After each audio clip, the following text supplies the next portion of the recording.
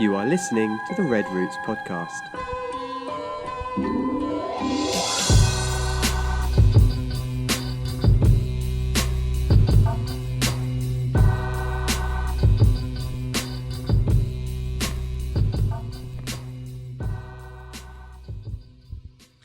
Good morning, good morning. Good morning. You ever have gunk in your eye and it's like on your eyeball, but you don't know? Anyways, everybody doing well? Yes. All right. Here we go with my voice again. I feel like I'm 14, like getting my voice. I don't know why it's doing that. Anyways, everybody gonna have a good week. Yep. How does it feel to leave on not your day to leave? I haven't left. Yeah, you haven't left. You probably won't leave either. I'm going shopping on Friday.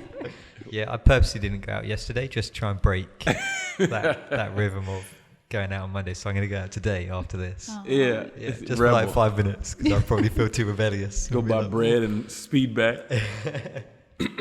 Yeah, no, it's weird. So our quarantine has been Abandoned. well, yeah, that was months ago. Relax. Yeah, they relaxed the restrictions on our quarantine, I guess you can say.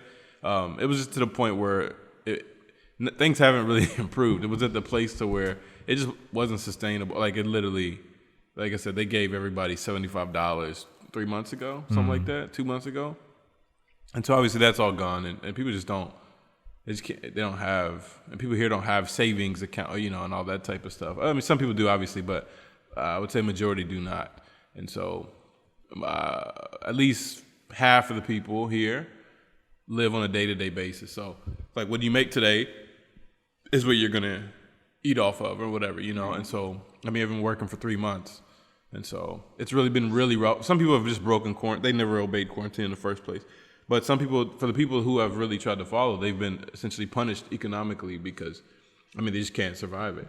And so it's just gotten to a place where they've had to loosen the restrictions to allow people to make money again. And so It just makes me think like a lot of times for us, I would say that we're privileged because we are privileged enough to obey the law. The law was these are the days. But some people, they're not just breaking the law because they're rebellious or they want to break the law. They some literally. some are just some because they are. don't want to be, they don't want to comply and be obedient. But yeah. But for a lot of people, it's like, man, I need money to buy rice and bread for my kids, so I'm gonna go out there and do what I can.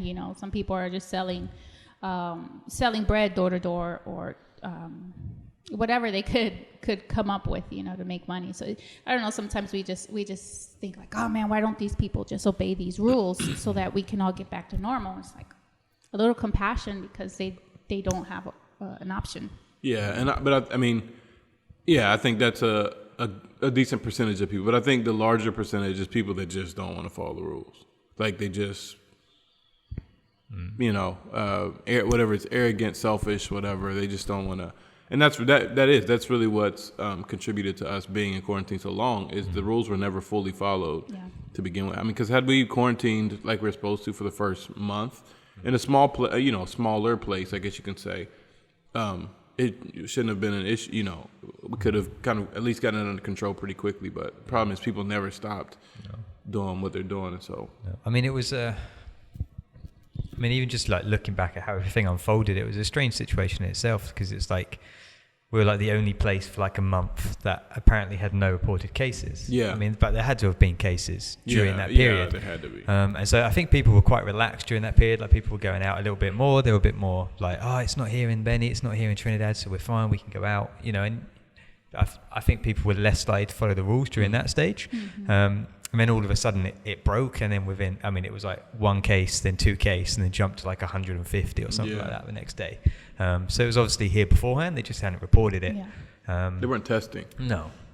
And I think there was like a 2-week period after that where a lot of people did follow the rules because you'd go out on the roads, would just be abandoned. There'd be police everywhere. There were military around, and then they just slowly let that go as well. The police got just spiraled. The police officers and military got personnel were getting sick, and like a couple of them died, and so they were like, the police. A lot of the police were like, no, we're not doing that anymore. We're gonna work, but we're not like gonna be, out on whatever. And just got spooked. I get it, obviously, and so it's just been a mess. But the idea with the quarantine is to be proactive, not reactive. And so that's the problem, though. Like you said, is like in the beginning, they did a good job of closing it down, like here. And yeah, with all the control and stuff.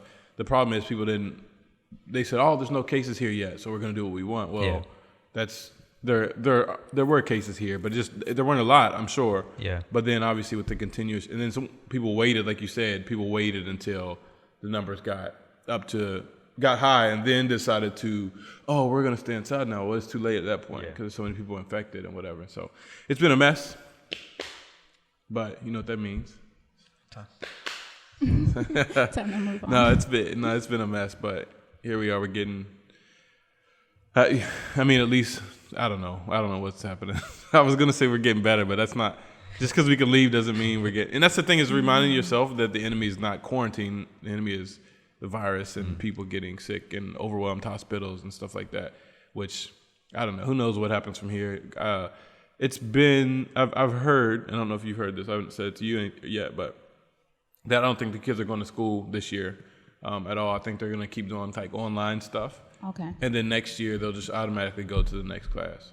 Okay. That's kind of what. So no grades. I don't know. I just think they don't know what to do. But I don't. At the same time, they can't hold back everybody. So now in Bolivia, where either kindergarten classes next year will be completely overwhelmed. They already have 30 students, and next year you're gonna have 60 students per class, or you just change Bolivia's age thing. Now you graduate when you're 19 instead of 18, which that's not realistic either.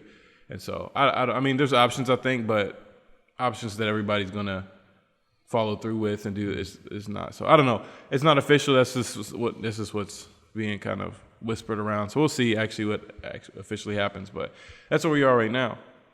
Anyways, let's get to today's topic. We've talked enough about. It's been a long time since we talked about Corona stuff, and so it was due time to give an update somewhat, I guess. But anyways, today what we wanted to talk about is there a time or times, or has there ever been not a time?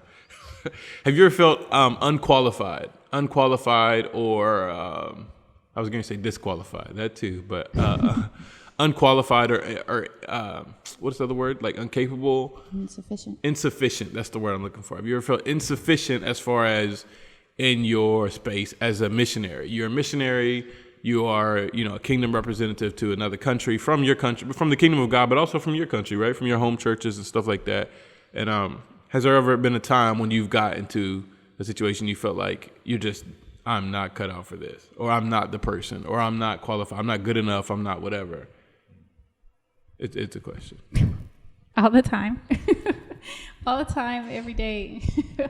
Anytime I try to do something that's a little bit past my comfort zone, I get those thoughts. It's just, it sucks, but it helps me create a balance between like growing and being confident. Like if I felt completely capable, I feel like I would struggle with pride, like thinking I've got this, I've done this for 10 years. How long have we been doing this? I don't remember.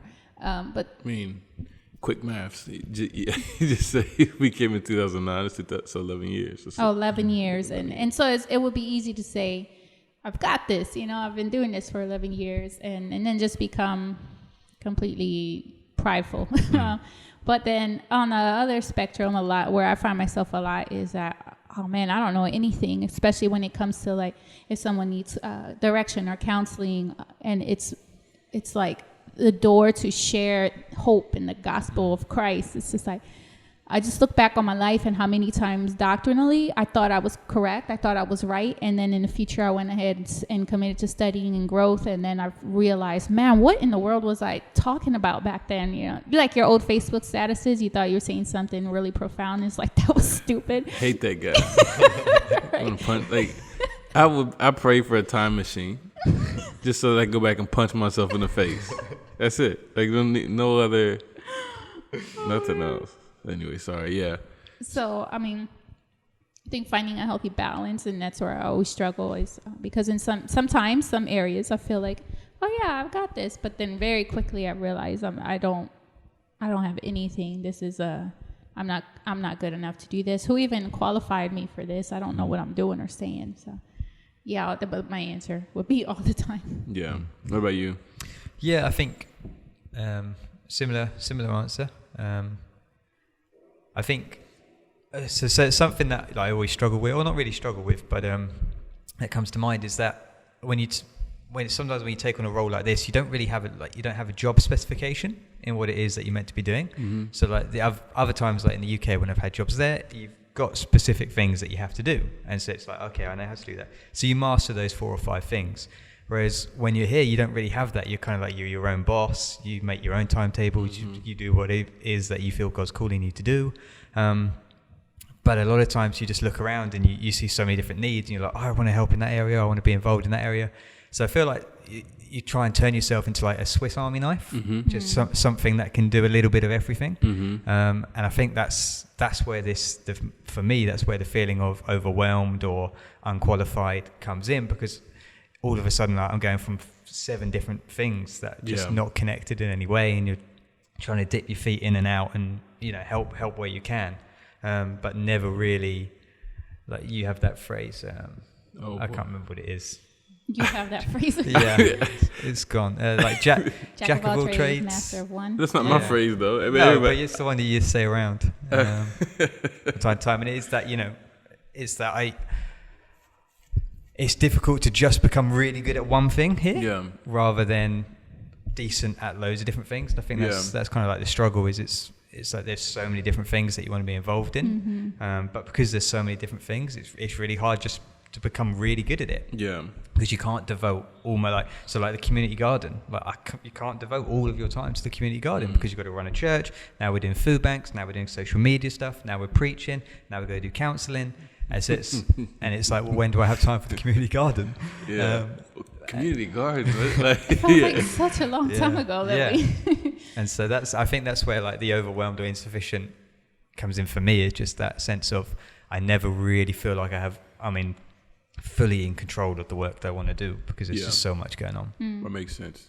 Yeah. So when you encounter, so you're doing all kinds of little stuff, but then when you encounter a moment where you really need to be like proficient in something, then you feel like unqualified, not because of who you are, but because of your preparation or lack thereof, not based on you, but based on because it's plethora of things. And so then you encounter this moment or situation of, let's say in a month's time, somebody will want some type of like counseling, and you're like, man, I mean, I can give you advice, but I don't know if we'll call it counseling, And so you get into that, and you feel kind of whatever because you haven't properly had time to prepare. So you're a preparer as well. Yeah. So like Simon likes to know which is the right way to live life. By the way, he likes to know like what next Friday at 7 p.m. he can probably tell you exactly what he's going to be doing. I have no idea what the heck I'm going to be doing. So watching a movie with the girls because it's movie night. yeah, that's true. Yeah, next Friday, that's true, probably. Unless somebody gets in trouble and ruins a movie night, I don't have it. So, anyways, so he likes to see what's coming or whatever, and to be able to like nicely and orderly prepare for that as it comes. And so when you just live in a situation like this, and then on top of it as well with the virus stuff or whatever, we've been forced, like we talked about before, to just really, what is the word I'm looking for? Like to just really like kind of go with kind of flow with it, and go with the flow and like be effective in the ways that we can. And so all kinds of new stuff that we've never done, we're doing or whatever. And so you're saying you're challenged in that space. So you're saying you just feel insufficient a lot of times, just in the whole spectrum of missions. And you're saying you feel like you can't prepare properly for anything because it's always going to be, there's always going to be something else. It's constant change. It's that constant change. Yeah, that makes sense. Yeah, and it's constant change. Even outside of pandemic stuff, it's constant change. So his feelings of being unqualified or insufficient would come from outside things outside of his control. Yeah, and I think I could say that mine just come from an internal of overall just always feeling like anything I do is probably not going to be good enough, which is probably very deep and psychological, and I have issues and I need prayer. I mean, all right. Well, provecho. What you mean say? So yeah, I think for me, I used to struggle with that a lot. Like and this is maybe I don't know how dumb this is gonna sound when I say it, but like all the time, like just be like I don't feel. But then I realized once I had an epiphany, a revelation, so to speak, that it's just true. Like I'm not qualified. Like I am unqualified. Like I am. And I don't even like we're not even in the spiritual part of this yet, but like I just am. I'm insufficient to do all the things that I want to do. I'm not qualified to do it. I'm totally insufficient and incapable of doing all the stuff I want to do. And so, I mean, that's literally it for me. Because it was like a cloud hanging over my head forever. It's like anytime that you, like you said, anytime that you're challenged with something, then you kind of, not literally, but you kind of ball up into like kind of a weird ball, like and like kind of guard yourself and start getting defensive and feeling sorry because you know that you're out of your league, so to speak, you know, and you know we want to feel comfortable too. That's the thing, is confident and comfortable and stuff like that. And so when you don't feel that, then you feel like it's a bad feeling and you want to get away from it. And so I used to struggle with that all the time because like we talked about before, like I'm a dreamer, but at the same time, I'm a dreamer.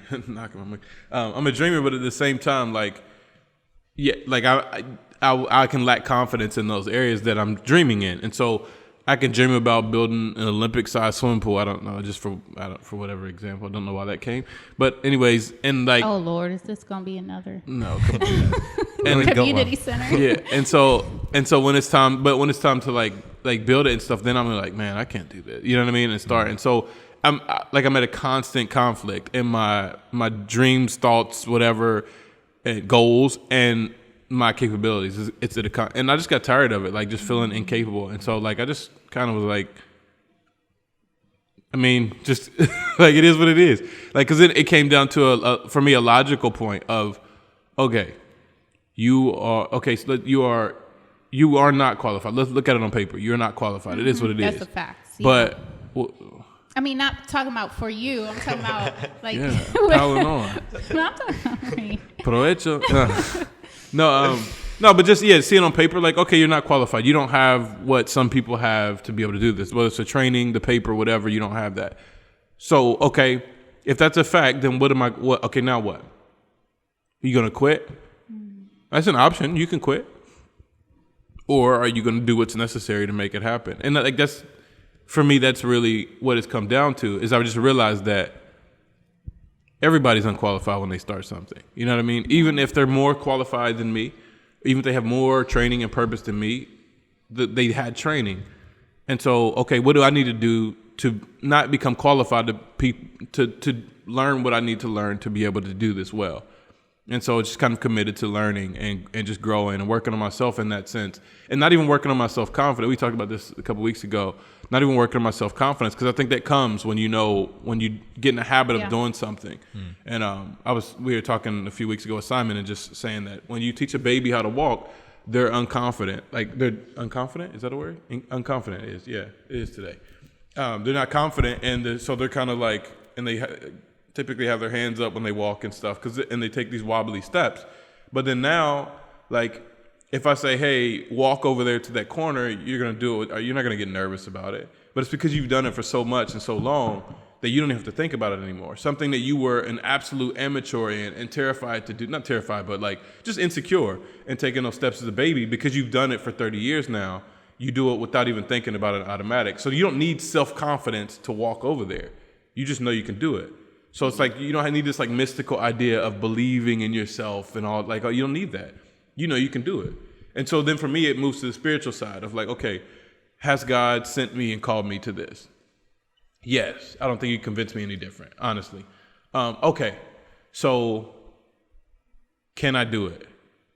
Yeah. Is it going to be easy? No, it's not as easy as walking over there, but it will get, and it's the James 1:2-4, Romans 5:3-5 stuff over again. Like whenever trouble comes your way, count it all joy. It builds endurance and all this other stuff, gives your faith a chance to grow and so on and so forth. And so you go through these situations of, it's like exercise, right? If you lift 5 pounds, if the girls lift 10 pounds right now, it's going to be heavy to them. But as they grow and they continue to lift things through their whole life, 10 pounds is not hard for any of us to lift at all. Like you're not like, oh, let me pray about this, or you don't get nervous about picking up something that weighs 10 pounds, because you've been doing it for so long. And so for me, I've gotten in the exercise of like, okay, this is hard today and it's going to be hard tomorrow, but let me just like become determined to keep doing this until either one or two things happens. I realize that I really can't do this, because that happens, or I get used to carrying this weight and I can move on to heavier weights. Yeah. And so it's kind of like that. And so just taking the challenges and the troublesome feelings that of doubt, of, disillusionment, whatever, the case may be. And even like, not depression, what is it called? Like that, like, I don't know, that just the anxiety behind it and whatever. And taking that and realizing that, okay, I do take care of myself, but if I keep pushing through and stay, and persevere, look at this, it's coming through. If I persevere through the thing, through whatever it is, the challenge, then I'm going to gain strength from this. And then I'll become, not only will I be able to resist this, but I'll be able to, I'm learning something new. I'm becoming better at something. And that's changed my life, that way of looking at my life. Because I just realized that every time, like, again, to being a dreamer and always trying to push forward and do something new and trying to be like innovative, not in the name of innovation, but in the name of being effective, like just innovating and stuff. Like I'm always going to feel like that. And so I came to the point like, this is not sustainable to constantly just be cowering up and feeling like incapable and so like and so just I've decided to get in and it doesn't mean I don't feel it anymore, but like I almost ignore it now. Yeah. Like it's still there, but I don't react to it at all. Because when you do something that you thought was impossible for you to do before, like speaking Spanish, I thought I would never, you remember, I never in a million years did I wasn't going to be able to do it. But then one word at a time, I'm still not like, I don't speak like Rudy speaks, but like I can talk, like I preach in Spanish, like, I live in Spanish and whatever. And so like, but it was one word at a time. And it's the same thing for me. It's like, okay, I've gotten used to doing things that I'm not supposed to be able to do. You know what I mean? Like speaking Spanish, living overseas. Like I'm not even talking about big accomplishments. For some people, these are things that, my kids, when they grow up one day and be like, and I'll tell this story and I'll say, yeah, I thought I couldn't speak Spanish ever. They're going to laugh at me because it's something they'll grow up doing. They've been doing their whole life. And so it's not hard. So for some people it may be easy. For me, it's been hard. And like living overseas and stuff like that, that's not been hard. But in the beginning, it was scary. Like, and not scary like, oh, but like you just don't, you have no, you left everything and you have no idea what's coming up next. And so, but just forming those habits of pushing myself and then just knowing that I'm capable of way more than what I feel like I'm capable of. Yeah. And knowing that I'm capable of way more than what my defense mechanism or natural reaction, it's a safety mechanism as well, of that fear of saying stop, which is a good fear in a lot of cases, but sometimes it holds us back as well. And so I've just gotten in the habit of like, oh yeah, I'm incapable. Yep. But let me see how I can. Like it literally is that. I was gonna say that's the good thing is that we literally came into becoming missionaries without any theological training. We attended a church, but we weren't at that time involved. I mean, we tried to be, but it just didn't work out where we were like very involved. And so, it was like a jump. It was like, that. Go ahead. No, I was just going to say, because we were nobodies at our church. And it was a big church, and there was a church of somebodies, right? Like, if you know how churches get. And it was that, and we were kind of nobodies, and just people that really didn't. I'm not saying people didn't care about us. That's not what I'm saying. But, like, we just weren't the priorities for anything. You know what I mean? We weren't going to be. We were just people that came, pretty more or less, And so, from that, like, for us to have the foolishness or confidence or calling or whatever to say, oh, we're not even really, again, this just sounds like I'm knocking the church, but I'm not. It was a big church and we just got lost in the cracks, whatever, or fell through the cracks or whatever you want to call it. So we just weren't really, so we go from not even being noticed there to thinking that we can be effective on the mission field is just an absurd thought, absurd step. No, yeah, it was crazy, but then having started there, you learn very quickly that you don't know anything, and so you get over. It's like, okay, now what do we need to do? For me, it was like graphic design. Just even recently, I've sang all my life, but I had never received any proper training. But a church reached out and asked if No, it was. I started doing Wait, vocal training before the You church. said like graphic design. like graphic design. I had to learn. Like we had a need For graphics. for graphics, yeah, in ministry, and so I had to learn that, and then we had a need for recording and setting up videos and sending out emails, videos, and all of this stuff. And so Ramon had to learn video editing and all of this stuff, and even communication. We had to learn that. For me, it was coming out of my shell to speak his as well, speak publicly for fundraising at churches, and even not become charismatic, but come out of your shell a little bit. Like you're naturally very, very reserved, but that doesn't go over well when you have to stand in front of a church and share a story about your ministry or whatever. You talk like this, it's kind of boring, so you have to learn these things along the way, where before it's like, oh, it's just not who I am, I'm not going to do it. But then it becomes, I don't know how to do it, let me figure out how to do it. Yeah, and that's a good example, I think, for the speaking to churches. Like, the public speaking was my worst enemy. It may still be, but I just don't even care anymore. You know what I mean? Like because like a lot, yeah. I just preach every Sunday, so it's like somebody. It may have been him a while back. Do you still get nervous? And I was like, I had to think about it. I was like, yeah, I do, but I just don't pay any attention. Because I mean, what are the options? Like, for me, what I want to do, what I want to accomplish, I love what I want to accomplish more than I hate speaking public. You know what I mean? Yeah. And so it's like, okay, yeah, I don't want to get up in front of these churches but this is what's necessary for me to get where I want to go. And so they kind of come to that conclusion, and it's like, okay, whatever. And then, it goes back to us and just living my lifestyle. But I think we live that lifestyle as a family. And then, I mean, Rudy now even, like, we just get in where you fit in. And, like, if we need something, we haven't had a ton of, like, help in our ministry before Simon came. And we've typically been helping other people, but for stuff that we wanted to accomplish, we haven't really had a ton. I mean, definitely supporters and stuff, but I mean, like, people coming and physically helping. We haven't had a ton of help. So we've had to just, like, okay, either give up and pout or figure out how to do it on your own, wipe your tears or whatever, go in the bathroom, take your moment, wipe your tears, and get your stuff together and like make it happen. And like, so like, that's what we've done. And then thankfully you come, because it now adds a different, and we've thrown you into that weird fire kind of like Simon's writing books. Yeah, like poor Simon. Because like we've never had this conversation like of, hey, well, just push yourself and whatever. Maybe we have at this point. But in the beginning, like, we're all just talking crazy. I know to him it probably sounds like these people are fools. What do they think I am? What do they He's think like, yeah, I can do? we're going to record this song and we're going to do this. And he's like, anyone have any recording experience? Oh, no, we don't. But anyway, why is that relevant? Yeah, like, what's your point? So, I mean, from his perspective, he probably thought we were crazy at some point. And then we have these meetings, like these production meetings or whatever you want to say, like, about, like, in scheduling, about how we're going to shift our focus. So when the quarantine first started, like, everybody's semi-depressed. I don't care what, like, semi at least.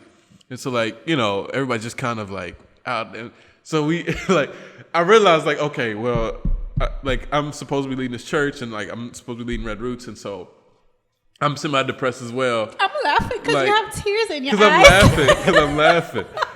Because I picture Simon's mentality. It's the first time I ever fully thought about it. When we have these meetings and we talk about stuff, like, I probably think we're insane. Poor guy.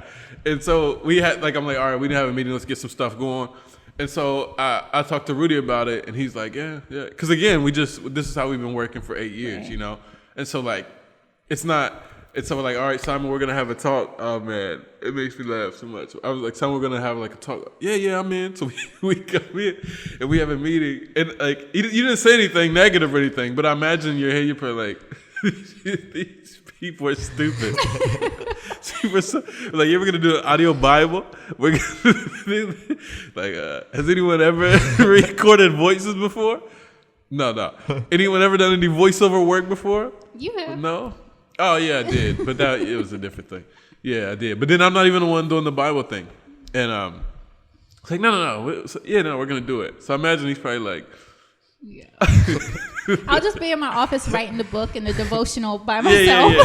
It's like, Simon, do you think you can write a devotional on the characteristics of God? He's like, yeah. And I don't know, like, I don't know if you've always been like that, or if it's something you're like, oh, well, whatever. How do you feel when we had those stuff? Is it like, was it good to you, or was it like weird? To be honest, now I'm just used to it. Just wait for you to finish the drink. But Good idea. but because I mean, it just like every month you just have an idea, and I'm just like, that's a crazy idea, but it works. Just and so that's kind of like that's just kind of where I'm at now. Like you could come to me tomorrow and say, hey, yeah, we're going to build an Olympic-sized swimming pool, and I'll go, well, we'll probably find a way. Yeah. Okay, But, I'll get the measurements. Oh man. But so yeah, that's kind of where I'm at now. It's just like like these I love it. these ideas and whatnot. I think the thing is, because I know that you would have thought it through. Yeah. Like, before I say it to you. Yeah. Like you don't. There's not been a time where you've knocked on my door and said, "Oh yeah, I'm going to build an Olympic-sized swimming pool," and then half an hour come back to me going, "Actually, I thought it through a little bit more. We're not going to do that." Yeah. Like I always know, whenever you've come to me with an idea, 9 out of 10 times you've thought about it for the last week or however long. You've spoken to Miguel or Rudy or Melinda about it.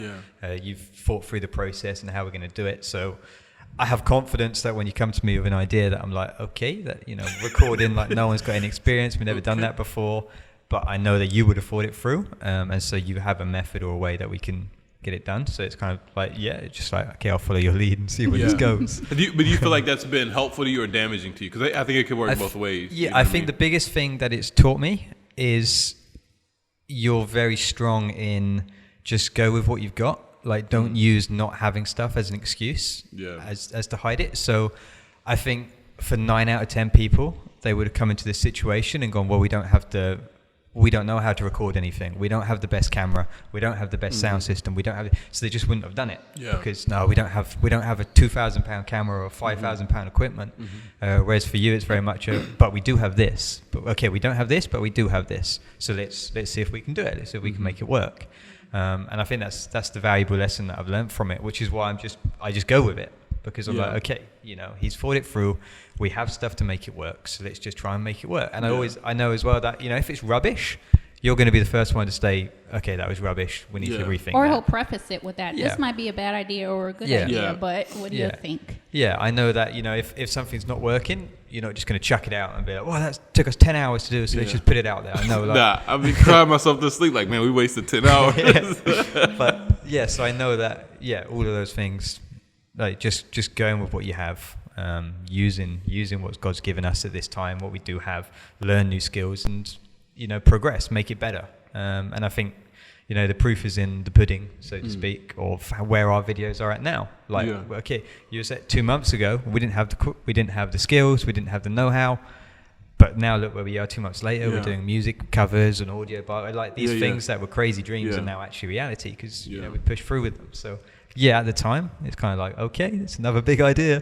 But, find a way. Stuart, go ahead. I was just going to say, I remember back when we had, the homeless ministry and Christmas time came around and we thought, what are we going to do? What can we do for our friends? These people who we go out every week and you spend time with them. We always prepared a sandwich for them, sandwich and hot tea, and would take it because every Friday, that is what we had. We had enough money for a sandwich and tea, and that was it. And most people would probably say like, why wouldn't you make them a hamburger, give them a full meal? My sister did homeless.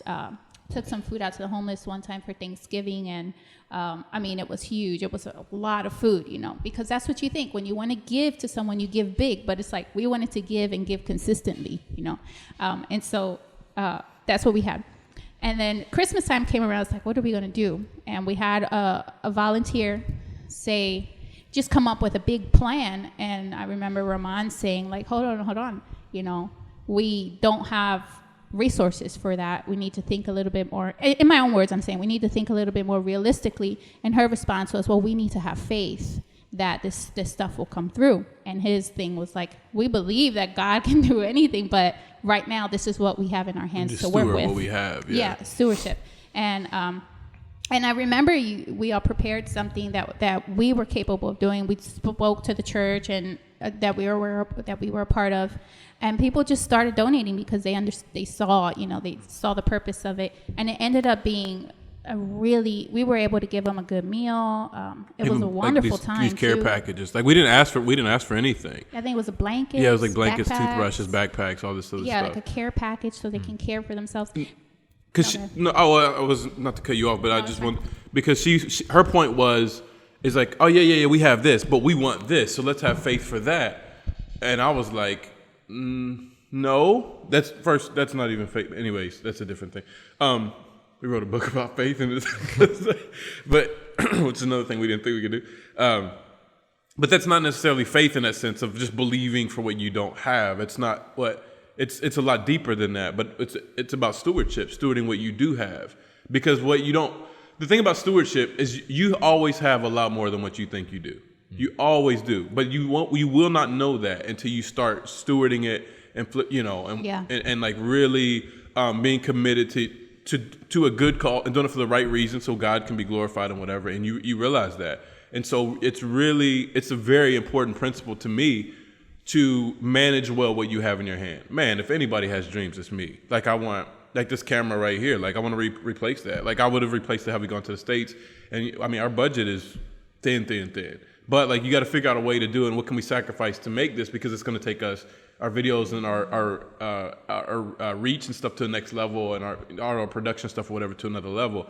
And so, but for now we have this camera, so we're gonna do what we can do. We can't control that stuff, but we can control what we have in our hands. And so her thing was believing for what we don't have. My thing and focusing for what we don't have, and we'll just wait until that happens to do the thing. And I was like, no, let's focus on what we do have, and like believe that God will multiply or whatever. But at the end of the day, believe that as long as we are like we are loving God in the midst of what we're doing is number one, but then we're loving people through what we're doing as well.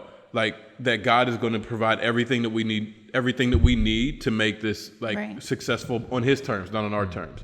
And so like that was the thing. So people did just start popping up and giving stuff, like giving blankets and stuff like that. And we had like you said, a big dinner. Seeing like how they could help. And what I love about that is that at the end of the event, our confidence was in Christ. Like we couldn't step back and say, man, look at what we did. It was just like, man, look at what God did, because we didn't do anything. We had nothing to give, We were just started with what we had and watched God do what he wanted to do in that time and situation, You feel loved by God too. It's like, he used us to do this. Yeah. Like, because you always see like the testimonies on TV and the internet and stuff about God doing stuff for or through other people.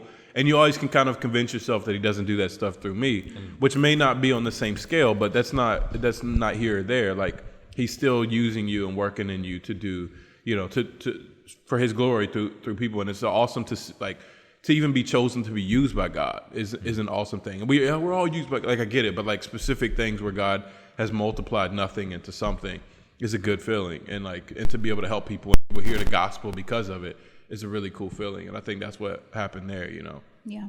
I think about the many times that God called people in the Bible to do things and how unqualified they were.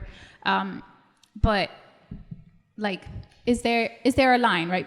Biblically, who was qualified in the Bible to do what God had asked them to do? Not Gideon, not Moses, not Esther, not David, not none of them, not the disciples. Literally, that was the issue, Right, and the one who was overqualified, Jesus, he came and humbled himself and became man, like poor guy. But I don't know, like there is a balance though, right? We want to encourage people to use their gifts and things that they are qualified to do in missions, right? You would say that, right? Yeah. But I also wouldn't discourage someone who isn't completely qualified in a certain area to go ahead and do it if they can learn that just because you don't know how to do it now doesn't mean you won't be able to do it in a week. Like I was telling Ramon something about, I did some research on TikTok growth, the app TikTok, and different strategies you can use. It was literally a few minutes. The course that I took was a few minutes, and I had learned so much that could help grow our TikTok account. And I was just like, that literally just took a few minutes. I had nothing just 3 minutes ago, and now I'm an expert. No, I'm not. But that's what that to teach people that this is this is what you have to have. Not necessarily consistency, but persistence to even when it's hard, to learn to do it, because you see an angle. And I love what Jalen, our daughter, she's 9 years old. She said, I guess a couple of weeks ago, Ramon asked her, what happened to shy Jalen? You used to be so shy. And she's like, I just got tired of being shy. And she just blossomed into this overly ball of charisma. Yeah, overly confident child. Yeah, overly sometimes. Yeah. So like I feel like that is a really good approach, is to get tired of being in a place where maybe you feel comfortable by not being stretched and not growing, but even that place gets really sad. I mean, it just becomes almost like a grave where you just lay there and die because nothing is growing and nothing is multiplying, or you're not accomplishing anything. So you literally do just got to get tired of not being sufficient, not being qualified, and do something. Well, and just realize, like, man, that especially when it comes to representing the kingdom of God, you can study all you want. You're unqualified. Yeah. You're unqualified because you're not wholly under your own power and your own strength. Everything that you do is based on the grace of God. Like, yeah, you study this, study that, but you would still go to hell for eternity without Jesus coming and dying on the cross for your sins. And so, but then on the other end of that, I didn't study this, I didn't study that, I didn't study that. Like, but Jesus died on the cross for you to empower you with the whole, you know what I mean? And so, like, it all comes back to, especially specifically in ministry, a dependency on Jesus and who He is, and He is sufficient. His sufficiency, we share in His sufficiency. Doesn't make us God, but He made us sufficient because He's all sufficient through everything. So He's made us capable to be representatives of His kingdom in every area of life, and every square, and everything that we put our hand to. To be maybe not to be an astronaut, because that's the thing, is we twist it sometimes. We say, well, I can be a representative. I can be an astronaut because God. Well, maybe you can be an astronaut, but everybody can be an astronaut. But everybody can represent God in every area that they're in because of who He is inside of us. And so the transformation that He has done in us, it kind of like it goes beyond like the things that we see here and goes into eternal perspective. So a perspective that we are completely incapable of even talking about and teaching on. We're not capable to teach this. And again, it's not based on how long you study. We're not capable to teach on this eternal perspective that only people who are deemed holy will get into. We can't make ourselves holy within and of ourselves. Like, it's based on Him. And so when we realize that we're incapable of all this in the first place, it kind of gives you a weird sense of comfort, because you're like, oh, yeah, but He is capable, and I'm in Him, and He, I'm the vine, you're the branches, and if you're in me, so on and so forth.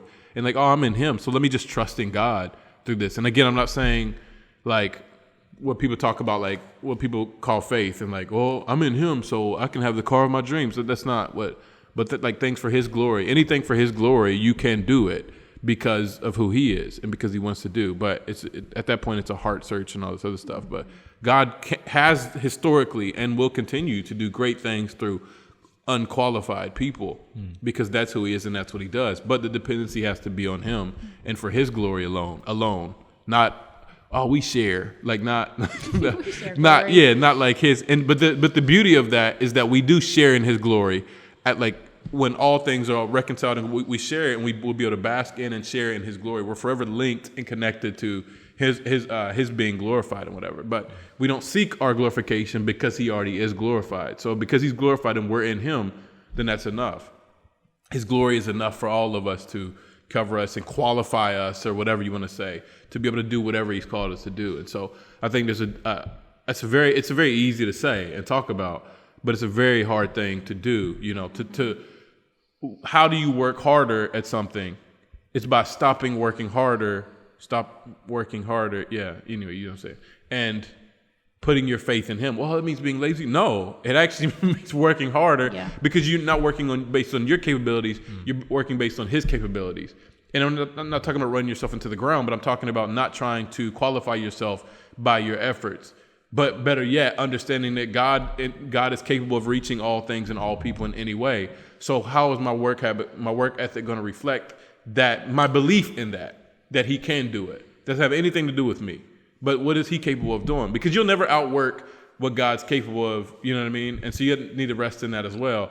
It's like, okay, well, God can reach everybody on the planet. So I'm going to reach everybody on the planet, but now I'm neglecting my family and my kids and whatever. And so, so you'll never be able to outwork what God's, not potential, because he's not, that sounds like an insult, but what his capabilities are. You'll never be able to. And so, yeah, work hard for his glory, from his glory, for his glory. And but empowered by the Holy Spirit in everything that we do. And then fear is still there, but it becomes wisdom. Now fear and wisdom become hand in hand. So now you know when a fear is a wise fear and when a fear is just an insecure fear, and you're thinking about you know what I mean? Does that make sense? And so because sometimes I think we should be fearful of stuff, I want to build this blah blah blah blah. Well, why? Because I want but I'm afraid. Yeah, you probably should be afraid because that's a stupid idea. You know what I mean? That's but then on the other side, a lot of times it's man, I really feel like God is calling me to plant a church, but I'm incapable. Well, that doesn't automatically mean do it. There's a lot of questions and conversations that need to be had before you jump into that. But not feeling capable is not the reason, and never will be the reason, to not do that. You know what I mean? And so, I don't know. I think for me, it all kind of comes. Obviously, I was saying earlier about how it's on a practical level, not spiritual level, but it all is based in our spirituality and where we place our confidence. And so when we feel incapable to do something that God has called us to do, it's because we're believing in ourselves to be able to accomplish what God has called us to do through Him. And so it has nothing to do with how capable or incapable you are. It has everything to do with how capable He is. Mm-hmm. And so if He's capable, then it doesn't really matter what my capabilities are. I'm going to continue and I'm going to take the steps in confidence, knowing that He has never let anyone down ever in that sense, as far as calling them to do something and then be like, ha, told you Gideon got killed. Ha. That's not what He does. That's not who He is. And so he's sufficient. And as insufficient as we are, He is all sufficient. And so we find our sufficiency in Him and in Him and only. And so by that and through that, we can do whatever that He calls us to do and whatever we need to do. Mm-hmm. You guys always just cut it off. Good grief. No, I was going to say something, but then it would just go to another. I mean, Well, I remember a time when we were about to return here to Bolivia, and a lady from a church we visited asked how we were doing, how I was doing, and I told her that I said, I'm afraid, it's a little bit scary, but we're going. And she just kind of rebuked me because said I'm not walking in faith if I was having any feelings of fear. But I remember getting so upset with her because I'm I am still in my fear obedient to God. Absolutely, that's the important part. And I was maybe being super rude, or my heart was wrong at that time. But I was just what are you doing? You're here all comfortable, not being challenged to do anything. But you're here to tell me, that I'm in the wrong because I'm fearful. But I feel like we get that so wrong. I feel like we feel like fear is something that we need to overcome versus shift our focus. Okay, I'm afraid, so what? And I don't know what the Bible says. I mean, that is overcoming fear. Essentially, is I think we always think that means overcoming fear means the absence of it and it's going to disappear, but it's always going to be there. There's always a temptation to be fearful and think. And again, sometimes that is a safety mechanism. It's designed to keep us safe. But walking in that paranoia fear God has not given us a spirit of fear. But it doesn't mean that you won't be afraid. Fear is natural, and it keeps you safe. However, if we live in fear, doesn't mean if you feel fear sometimes, but if you're living in fear and existing in that, then you're not doing what God has called you to do. So you have to be very careful because, okay, I feel afraid. However, I know what God has called me, so I'm going to do this. Yeah. And so it's not, at that point, that fear has no power over you. And it never had power over you in the first place. It's just that you thought it did, and so you allowed it to.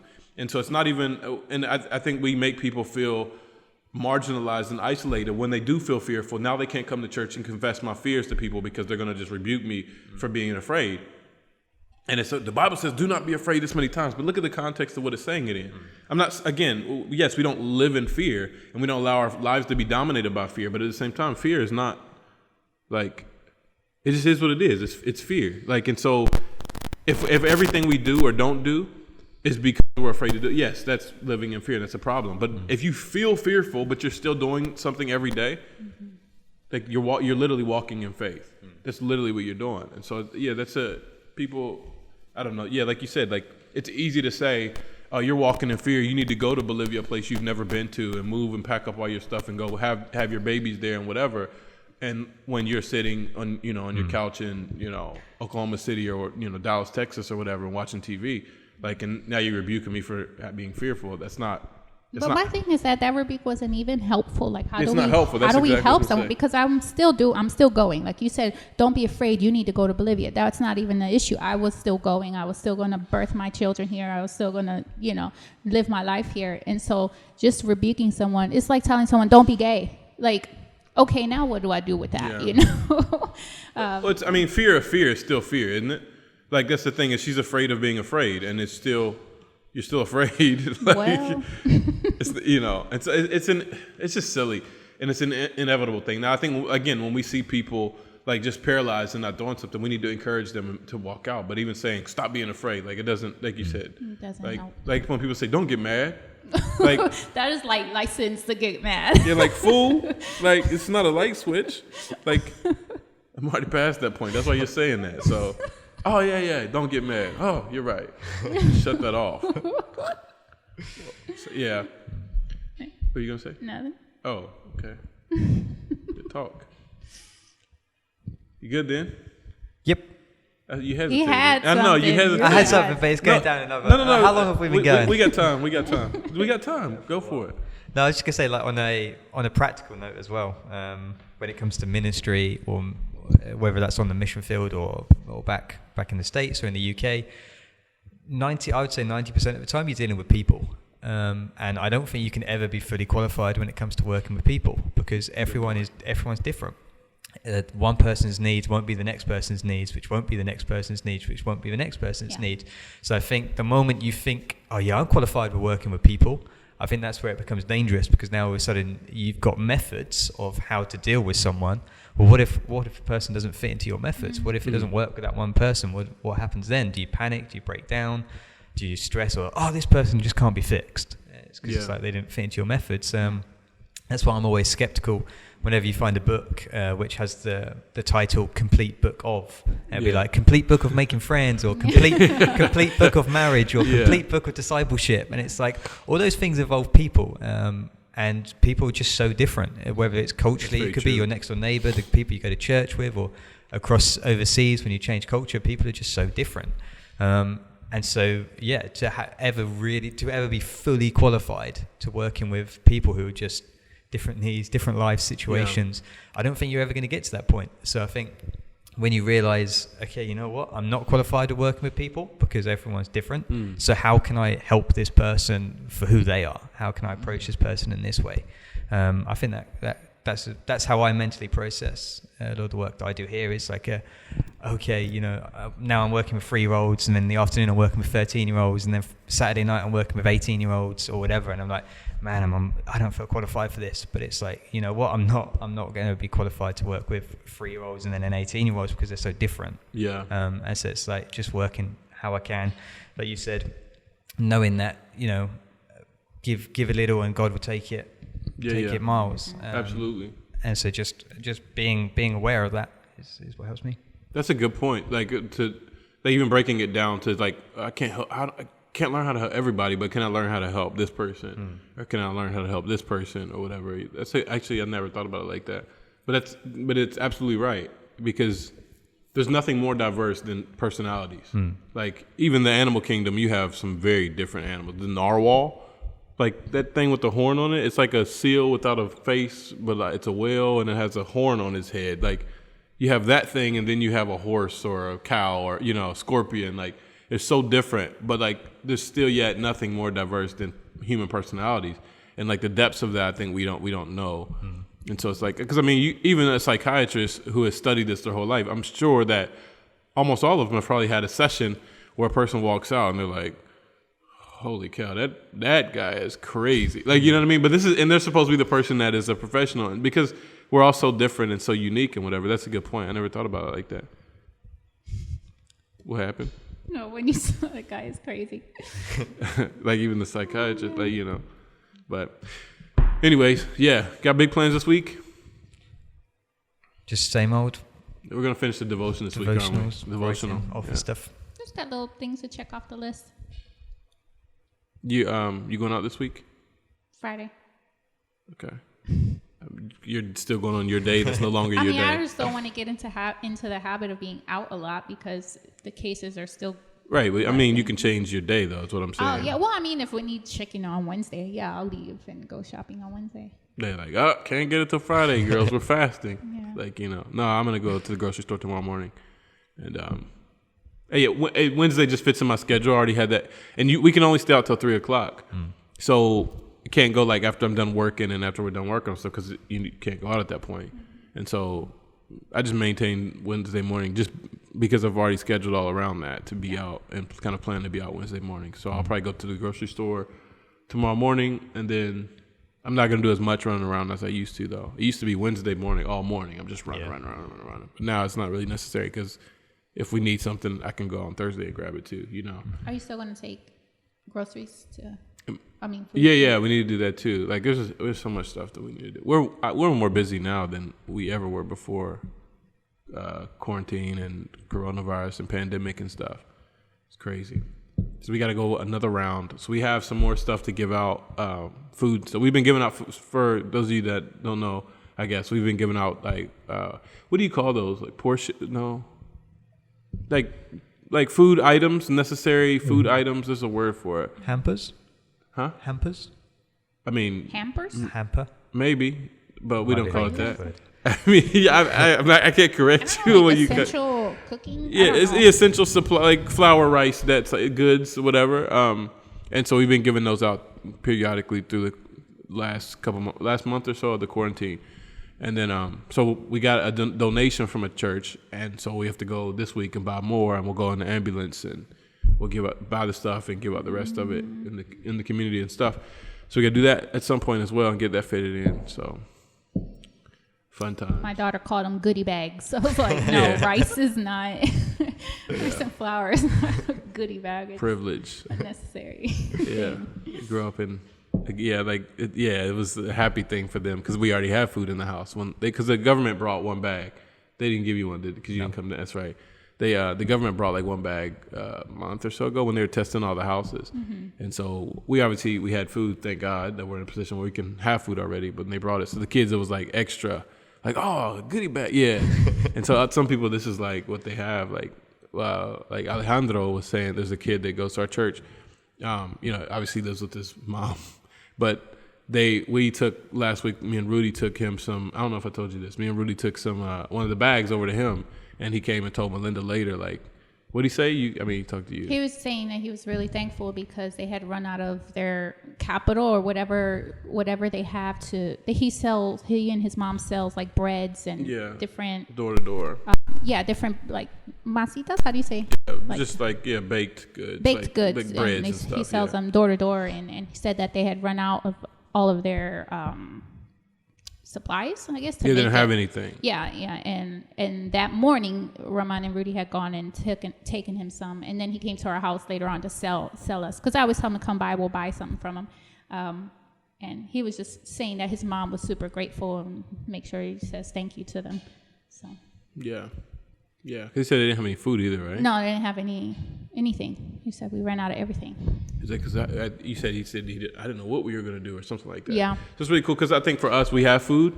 And so it's like, people need food, but it's not, you know what I mean? It's not personalized until like you start hearing people's like story about it. Like, oh man, people need food. Like we knew that, but it's different to like hear it and experience it and whatever. So how old is he? Like 14?